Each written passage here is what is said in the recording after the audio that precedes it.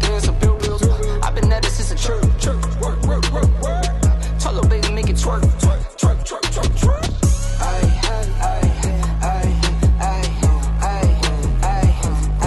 Go crazy,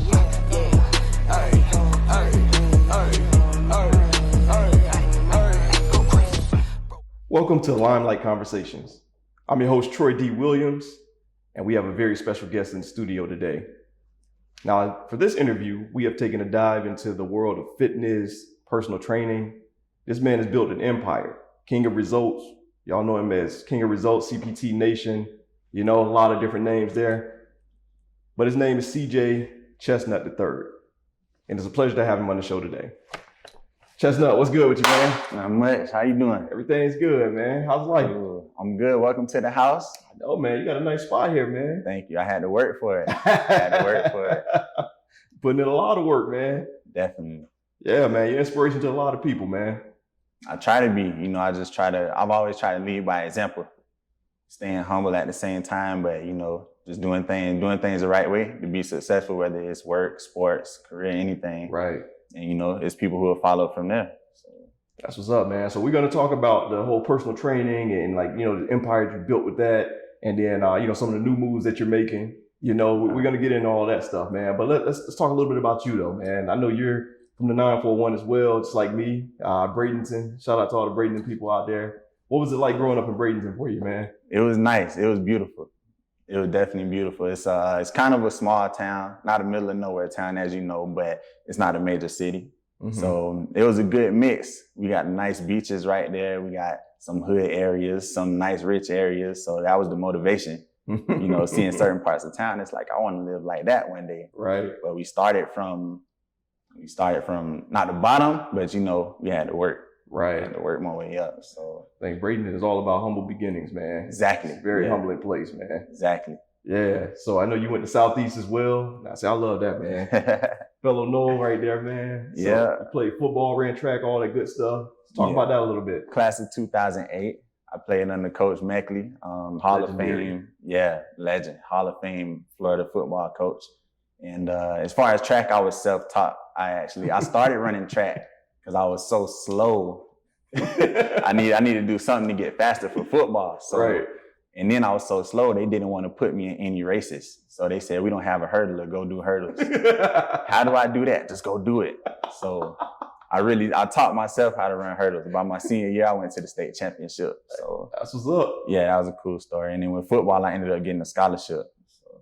You played wide receiver, went on to play college. So what was that like playing college ball, man, being a collegiate athlete, man? That was nice. That was fun. I went to, my scholarship was to Western Illinois University for playing receiver there. And it was cool. This was the middle of nowhere.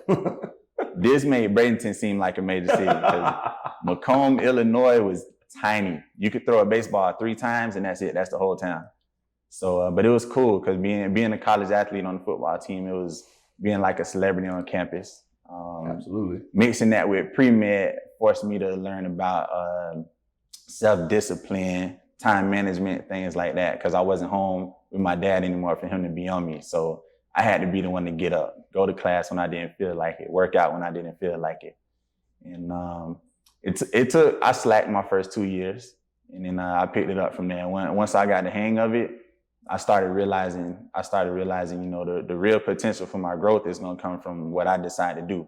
Absolutely. Not what anybody puts me into anymore. It's all about my work ethic and my grind. So that's it. That's the biggest thing I learned in college. So did you have aspirations to go to the league, NFL? I definitely did. We all do. Playing college football, I was definitely thinking I'm going to the league. But I did pre-med. That's crazy, man. I don't know how you did both at the same time, man. It was rough. Tough major. It was super tough. A lot of late nights, a lot of begging the teacher for a second chance. And I tell you this, those pre-med teachers, the biology and chemistry teachers, they did not care about me being an athlete. They didn't care. Because, a lot of football players, you get mercy from the teachers. Right. They didn't care. It was none. I had to get my A's just like everybody else. I had to earn it. But I made it happen though. That's what's up, man. I know it's a lot of work, man. I when I was in college, man, pre-med students, they didn't even sleep, man. They didn't sleep. You always seen them up studying late night, man. So right. I already know. I can't imagine doing that and playing football, man. So That's what's up, man. So how did you so you graduated, you know, you earned your bachelor's in, what was it? Biology and chemistry. Biology. Tough majors right there, boy. But and then eventually you got into personal training, man. So how did that come about? So after I graduated from college, I moved back home since I didn't make it to the league. And my best friend, he asked if I could help him train a couple of kids from his youth football team. So the parents offered me some money after I finished training one time. And then they came back again and offered me the money again for training their kid.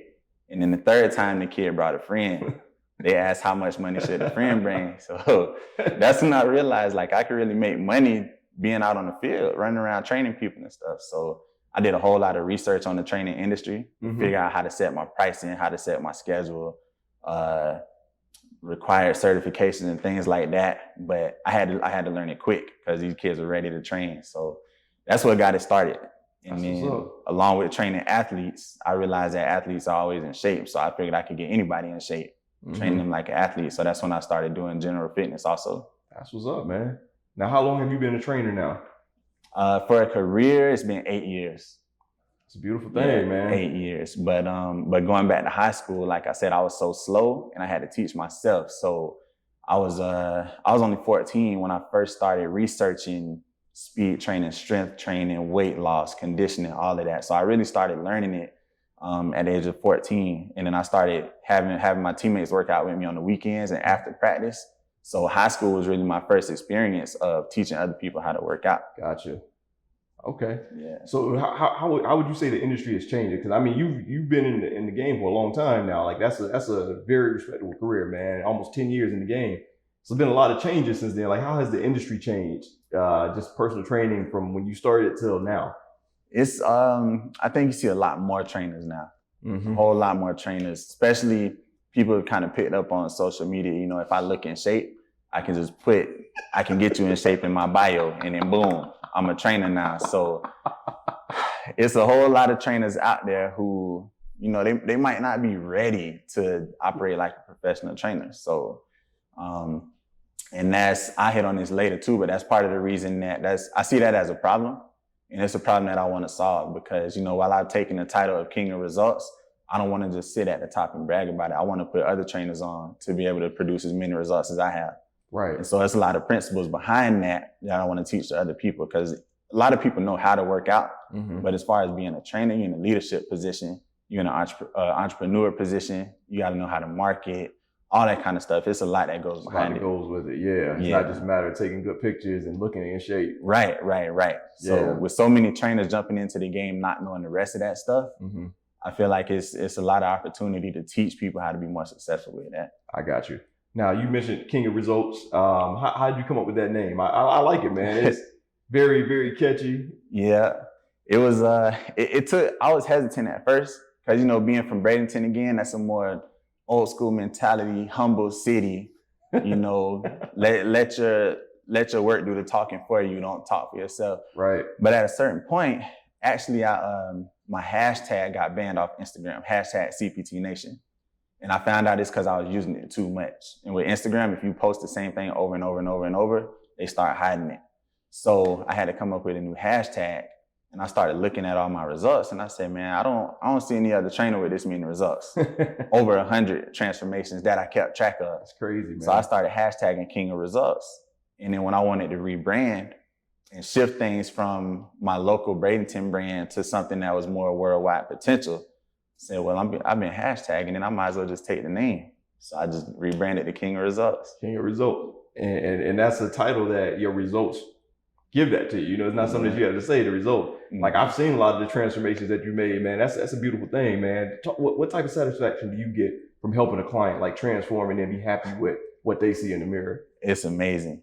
It's amazing. I can't even tell you the number of people who they told me that they experienced a complete life change, new confidence, believing in themselves, even unrelated to fitness, just because they showed themselves a level of dedication and long-term vision that they didn't know they could do. So now that they've done it in fitness through my help, now they believe in themselves with their career goals or their relationship goals or parenting goals. And it's just, I never saw that coming. I always just thought it was, you know, you can lose weight and get in shape, but it's impacted so many people's lives. And that's why I'm so passionate about it. And that's why I want to keep growing and bigger and bigger. That's what's up, man. So like someone who's like looking to become a personal trainer, like what advice would you give someone looking to get in? Integrity.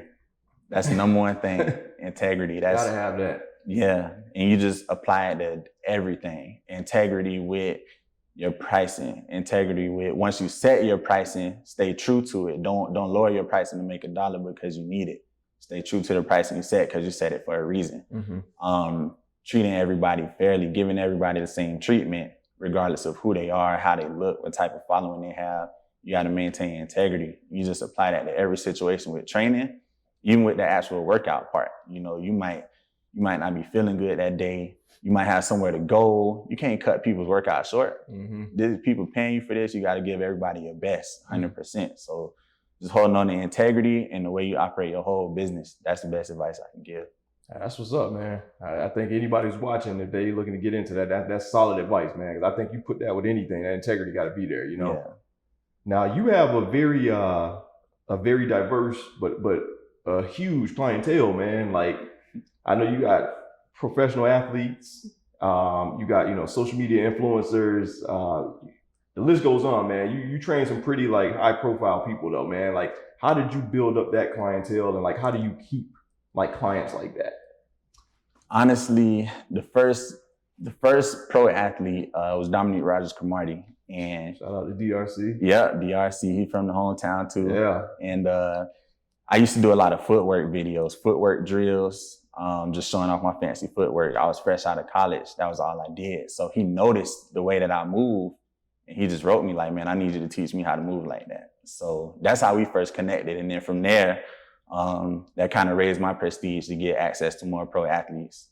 And those guys got results too, so that kept me going in that way. And as far as the influencers, I had to get out of Bradenton and come to a bigger city. Gotcha. And that's where, in a bigger city, there's more nightlife. More nightlife, there's more people who want to look good. They have a reason to look good. They're going to the clubs, they out and about, they're doing photo shoots and stuff. So once I came to a bigger city, it just took a couple influencers and nightlife people to start getting that ball rolling.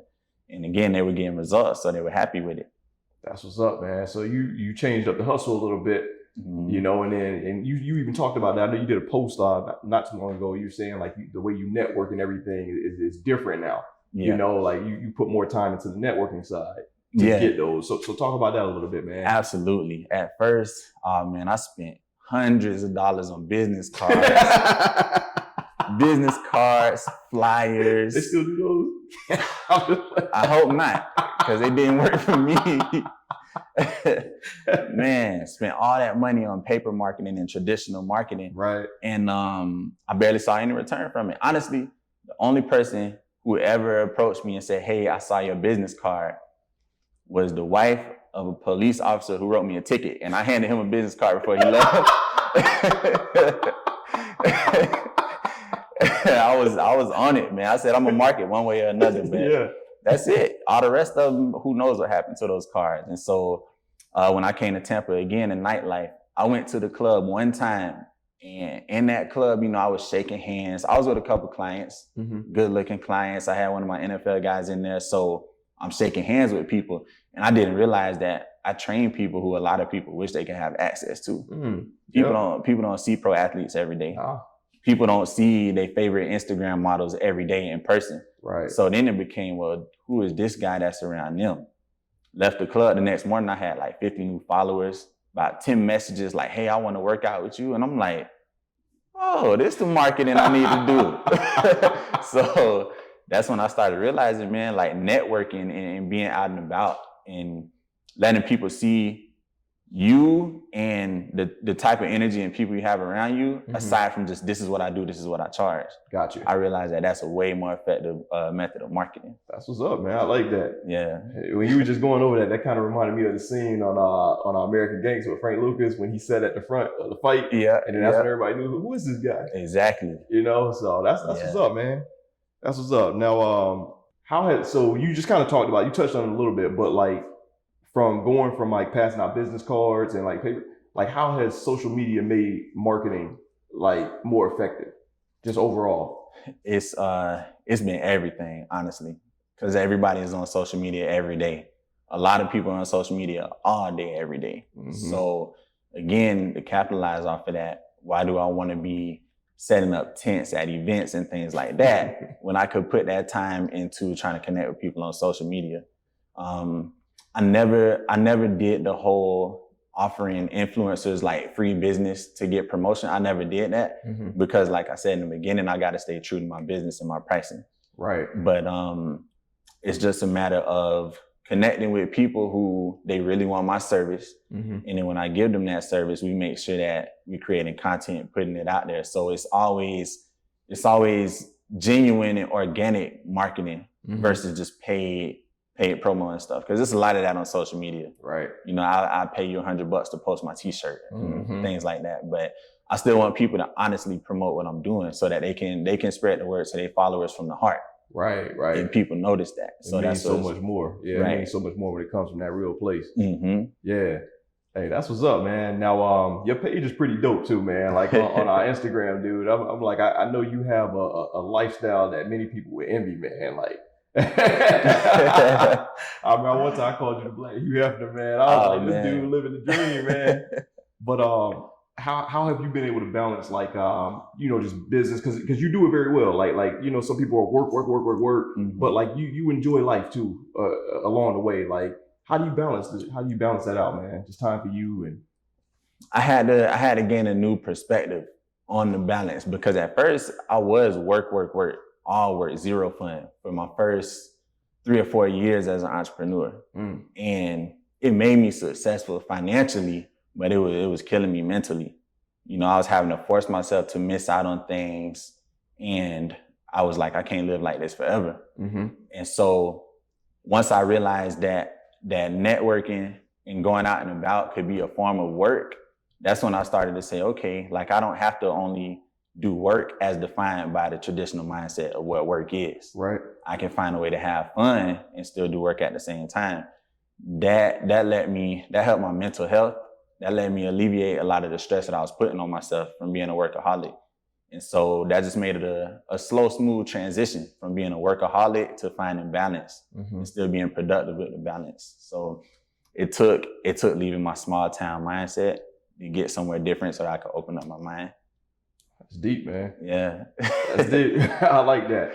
But no, man, because personal training, I mean, it's time consuming. You know, I know you had a lot of clients, man. So I can only imagine if you were to see all those clients in one day, like, you probably wouldn't have much time for yourself at all. You know, you got like a plethora of just, and then I know you had a huge facility down in Bradenton. That was in Bradenton, right? Yeah. That was huge. And I seen you started to make different business moves around that time, you know, and then I seen like a lot more of your time got freed up. So talk about time leveraging, man. Like, how important is that if you want to go to like that next level of success? Oh, that's definitely important. And it's the thing is, as far as trying to work for yourself, be self-made entrepreneur, any of that, the thing is, you have to work hard, but you have to work smart. Because if you just work endlessly as much as you can, you're gonna tire yourself out. You won't have time to enjoy the fruits of your labor anyway. So then you're putting yourself in a hole, and it's hard to get out of that hole because you build a business that requires you to be putting in 80 hours a week. And you've done it by yourself. So how can you fall back from that? Right. At some point, you have to fall back to at least set up a structure to build a team to help you grow. Or at some point, you just gotta lose business to gain free time again. So learning how to leverage your time and like we said, find that balance, that's important so that you don't set yourself up to be a slave to your business. Because that can be even worse than working a job you don't like at the end of the day. At least working a job you don't like, you still gonna get paid. But when you become a slave to your business and you get to the point where like, I just need a break, now you're losing money. Because you don't have a system in place for your business to make money while you're taking a break. Right. So that's why leveraging that time is important.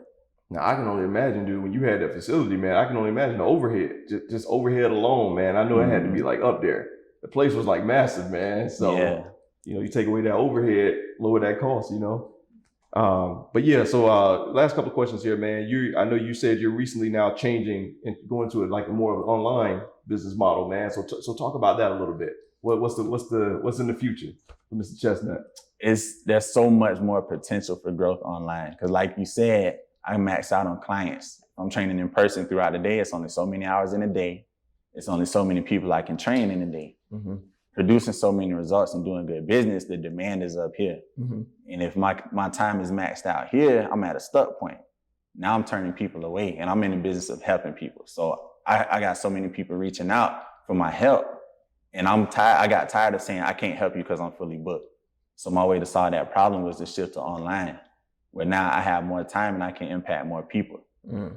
And so that's the reason that I made that shift. And also because I want to grow bigger. Being a personal trainer, boot camps, anything that requires me to see people in person, my business is limited to whoever is within 20 miles and whoever's schedule can match up with mine and whoever has the money to pay what I charge. So all of that put together, that's a small limit.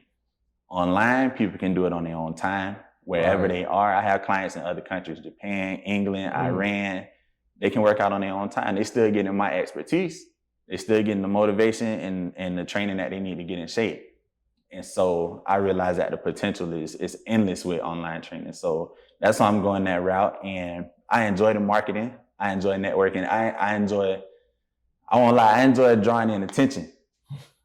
Thing is, when I get that attention, I got something to offer back to you. I got you. Where, I'm not wasting your time. I can get you in shape. I can entertain you. I can help teach you how to learn things about entrepreneurship and being successful. So working the online route, I get to do my marketing, bring that attention, and then boom, I got something to offer back to the people outside of the local city. So that's why I'm going that route. You next level with it, man. Elevated to the next level. I think that's I feel like that's the ultimate level, man, as an entrepreneur, and then especially as a personal trainer, man, when you're able to, you have thousands of people using your services, man, whereas in person, you can only do maybe 20 a day. 20. Might do a boot camp and have 40 people twice a week, but what about people in Miami? What about people in LA? Absolutely. So now everybody can have it. Exactly. But you also have more time to yourself, your family, all that stuff. Yeah, definitely, man. I have an 11-year-old daughter, and she's happy. She knows, she's seen me work hard from when I used to train all day. And I would tell her, one day I'm not gonna have to work all day anymore. One day I'm gonna be able to have time so we can go do things, enjoy the money that I'm making, experience life. And so that was another reason that I wanted to get away from that workaholic thing and shift to the online route, make more time for my family and make more time for just other things. CJ Chestnut is more than a personal trainer. Mm-hmm. Right. Thing is, if I'm working as a personal trainer all day, how can I expose that to the world? You can't. So yeah. That's what's up, man. That's what's up. Well, man, for you, I know you're only 31 years young, man. I mean, very mature, a lot of wisdom. You're very successful in what you do. I told you, I take a lot of notes from, just your training methods, and then also just how you go to business on social media. Mm-hmm. So, yeah, man, I respect that, man. Much respect there. So what are you looking to accomplish in the next 2 to 5 years? I like the fact that you asked me that because I'm in the process of trying to figure that out now. Like you said, I just turned 31, and all of my goals since I was 15, all of my goals were what I'm gonna achieve by 30. And I got so caught up in the grind trying to reach those goals by 30 that I forgot to think about what am I gonna do after that. So I kind of, I hit all the goals that I set by 30. I've been living in that and enjoying it for a while, but in recent months, probably about 7-8 months now, I really been trying to think about, what's next? What are my exact goals? Because I can easily say, I want to blow up, I want to get rich, I want to grow my business, but how? What are the exact details of that? Because you got to have a plan. You got to have a clear vision and then set up a plan to get there. And so I've been working on that. And the first step to really trying to discover that is learning more about myself. So giving myself more time. Since I'm doing the online work, I have more time. I started reading books about personal growth, time management, more books about business. Mm-hmm. My favorite book, actually, it's called The E-Myth. And it's basically talking about the struggle of small businesses, struggling to grow into big businesses. Mm-hmm. And I realized that, that's something I got to learn. Right. Otherwise, I'm going to be sitting where I'm at forever. So I'm in the process of self-growth right now and learning so that I can figure out my 2 to 5 year plan. But I do know that I want to grow my online training to a mega operation, over 1,000 clients, multiple team members and staff members to help deal with those clients. I want to start a clothing line also, fitness clothing line. That's what's up. Related to training. And definitely expand the marketing to the point where I'm traveling and doing tours in other cities. It could be strictly workout based. It could be some motivational speaking mixed in. But like I said, I want to take the things I have to offer, the fitness, the motivation, the knowledge, and I want to share that with the world however I can. So that's what's up, man. 2 to 5 years from now, I'll be influencing people at scale. You can just say that. That's what's up, man. Hey, I see the vision, man. And I know you got the work ethic to do it, man. So I know you building the online client base. So go ahead and look into this camera, man. Tell people where they can follow you at. Okay. Instagram, Chestnut III is my personal account. That's where you get a whole feel of who I really am, how I'm living. Instagram, Twitter, YouTube coming soon, King of Results. That's going to be all about the fitness. Everything from tips to motivation and myth busters. But Chestnut III and King of Results, just remember those.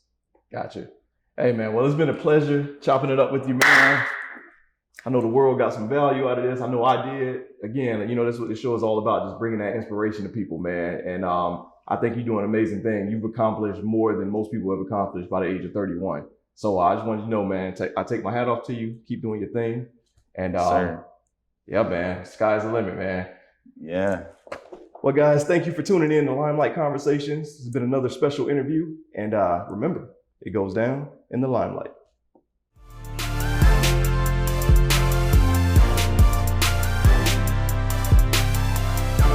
You know, people been kind of calling my name, man. You know, I used to hustle people in this, man. How about we shoot some sticks a little bit? Let's run it. All right, man.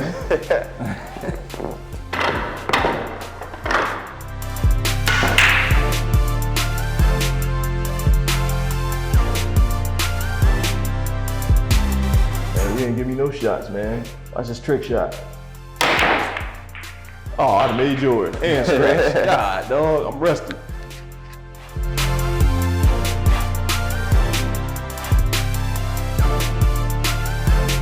This one here, this is my favorite. It's the E-Myth, Why Small Businesses Don't Work and What to Do About It. Yeah. And it really goes into that life of a young entrepreneur, an entry-level entrepreneur. Okay. Who never thought about having to scale and grow their business.